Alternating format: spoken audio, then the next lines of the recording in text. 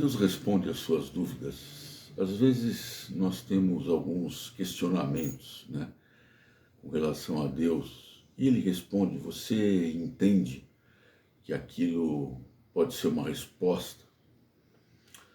Nosso Deus é um Deus de relacionamento. É fantástico isso, né? Deus, quando criou o homem, ele vivia com o homem na viração do dia, a Bíblia diz. Ele estava lá com Adão e com Eva, todo o tempo ele estava com eles lá.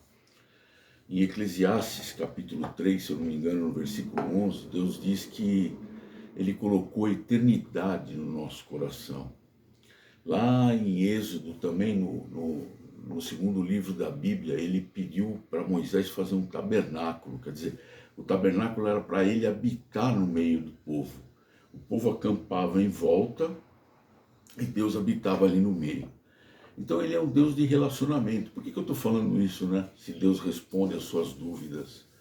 Você faz questionamentos para Deus, você pergunta coisas para Deus. Às vezes as pessoas perguntam assim para mim, que religião que você é? Eu digo, olha, eu não tenho religião, eu sou cristão. Eu entendo que o cristianismo é um relacionamento com Cristo, né? Assim como Deus colocou, Ele quer se relacionar conosco, a gente tem que ter essa parte também de nos relacionarmos com Ele, né?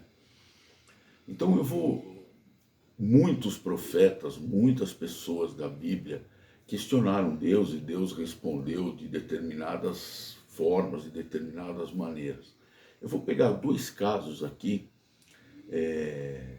para mostrar para vocês como que Deus responde, às vezes, as nossas dúvidas, né? Qual é a forma que Ele tem para responder.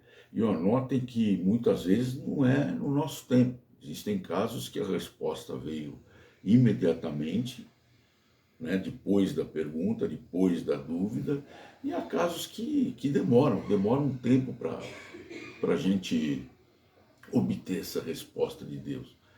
Então eu queria ver com vocês aqui duas situações. Uma do profeta Jeremias.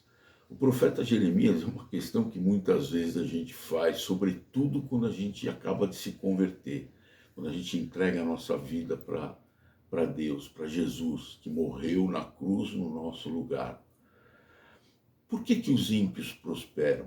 Pô, eu tenho aquele amigo, aquela amiga que o cara não está nem aí para Deus, às vezes até fala mal de Deus, blasfema contra Deus, e tudo que a pessoa põe a mão vai embora, prospera.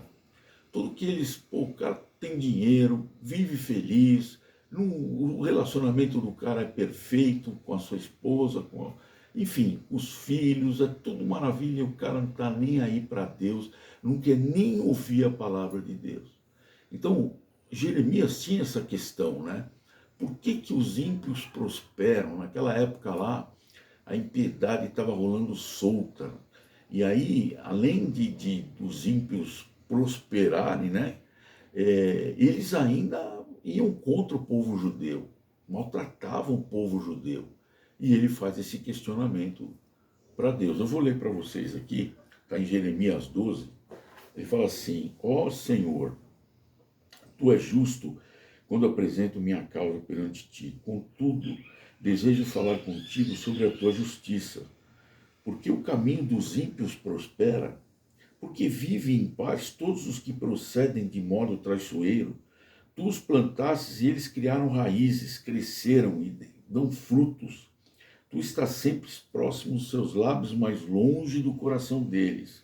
Podiam até falar de Deus, mas o coração estava longe. Tu, porém, me conheces, ó Senhor, tu me vês e provas a minha fidelidade para contigo. Arranca-os como ovelhas para o matadouro e separa-os para o dia da matança. Até quando a terra lamentará e todo o capim do campo secará? Os animais e as aves perecem por causa da maldade dos que nela habitam, pois disseram, ele não verá o nosso fim. Jeremias aqui está até falando para Deus, pô Senhor, dá um jeito nesses caras, né? Elimina com eles, né? Leva como as ovelhas, leva para o matadouro.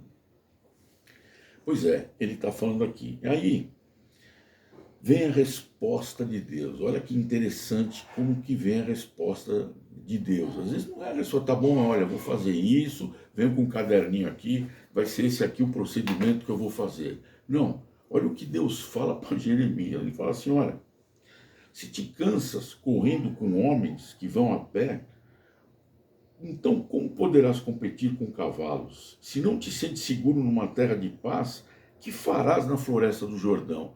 Quer dizer, Deus está dando uma dura ainda nele. Você está reclamando com homens que vão a pé? E quando eu te pôr para correr com homens que vão a cavalo? Deus deu uma atividade para Jeremias, e Jeremias meio que estava reclamando, né? Falou, pô, Senhor, são os ímpios, né? O Senhor não... Aí Deus falou assim, pô, e quando eu tiver que te dar uma atividade maior? Ele não responde, aqui neste momento, ele não respondeu a questão do Jeremias. Ele não falou o que ele ia fazer com os ímpios.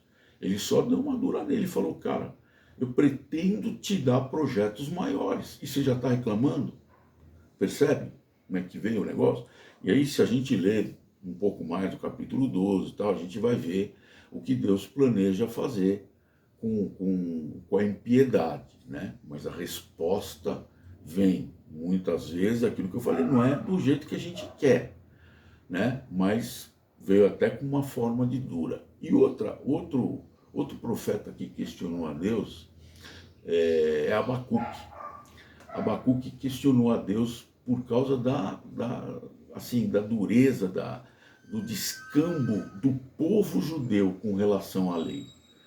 O Abacuque estava zangado por conta disso. Falou assim, Deus, quando é que o Senhor vai punir essa nação? Essa nação não te respeita, não respeita as leis, não respeita nada o que o Senhor propôs, e eles estão desrespeitando. Quando é que o Senhor vai puni-los, né? Então, a queixa aqui não é nem contra a impiedade, é contra o próprio povo. Lembra de Jonas lá, quando Deus mandou Jonas ir para um lugar, e Jonas foi para outro, e falou assim, eu sei que o Senhor não vai punir, o Senhor é misericordioso, o Senhor não vai punir essa nação. E Abacuque aqui meio que estava fazendo a mesma coisa. Ele estava querendo que Deus punisse a nação. Olha só, ele fala assim, a questão dele. Sentença revelada ao profeta Abacuque. Até quando, Senhor, clamarei eu e tu não me escutarás? Gritar-te-ei violência e não salvarás. Porque me mostras a iniquidade e me fazes ver a opressão, pois a destruição e a violência estão diante de mim, há contendas e o litígio se suscita. Por esta causa a lei se afrouxa e a justiça nunca se manifesta, porque o perverso cerca o justo, a justiça é torcida. Então, ele estava reclamando do próprio povo que estava agindo com injustiça contra o próprio irmão, tal. Ele queria que Deus punisse o povo.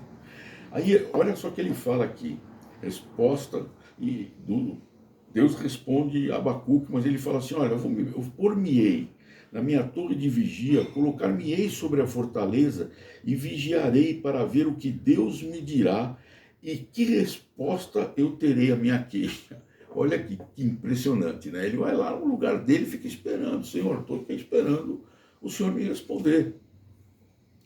Aí o Senhor me respondeu, olha que interessante, né? E disse, escreve a visão, grava sobre tábuas para que a possa ler até quem passa correndo, porque a visão está para se cumprir no tempo determinado, mas se apressa para o fim e não falhará. Se tardar, espera-o, porque certamente virá, não tardará. E aqui está uma resposta, uma resposta das mais emblemáticas da Bíblia, que ela é usada acho que umas 4 vezes no Novo Testamento. E ele diz assim, eis o soberbo. Quem é soberbo para Deus? O arrogante, aquele que acha que não precisa de Deus, ele sozinho se basta. Por que eu preciso de Deus? Não preciso de Deus, né? Deus, ele fala assim, eis o soberbo, sua alma não é reta nele, mas o justo viverá pela sua fé. Então, olha que resposta, que coisa fantástica, mas o justo viverá pela sua fé. Então, gente, é assim, Deus é um Deus de relacionamento. E como é que a gente se relaciona com Deus? Através da sua palavra e através da oração. Deus, tudo que Deus tem para nos falar, ele está escrito aqui. E tudo que a gente quer falar com Deus, a gente fala através da oração. Então é assim, como é que a gente pode trazer as nossas dúvidas para Deus? Nos relacionando com Ele, tendo fidelidade. Deus, Ele é fiel para conosco, nós devemos ser fiel para com Ele. E buscar por uma conexão mais profunda, quer dizer, olha, a gente tem que aprofundar esse relacionamento. E como é que a gente aprofunda? Como é que você tem intimidade com uma pessoa? Você sabe o que a pessoa gosta de comer, você sabe o que a pessoa gosta de vestir, você vai fazer um prato, fala assim, ih, caramba, esse prato aqui fulano não vai gostar porque ele não gosta desse tempero. É intimidade, é relacionamento, é convivência. E é isso que a gente tem que ter com Deus, a gente tem que conviver com Ele, buscar uma conexão mais profunda com Ele. Tá certo? E o amor de Deus, a graça do Senhor Jesus Cristo e a comunhão do Espírito Santo esteja com todos nós. Amém.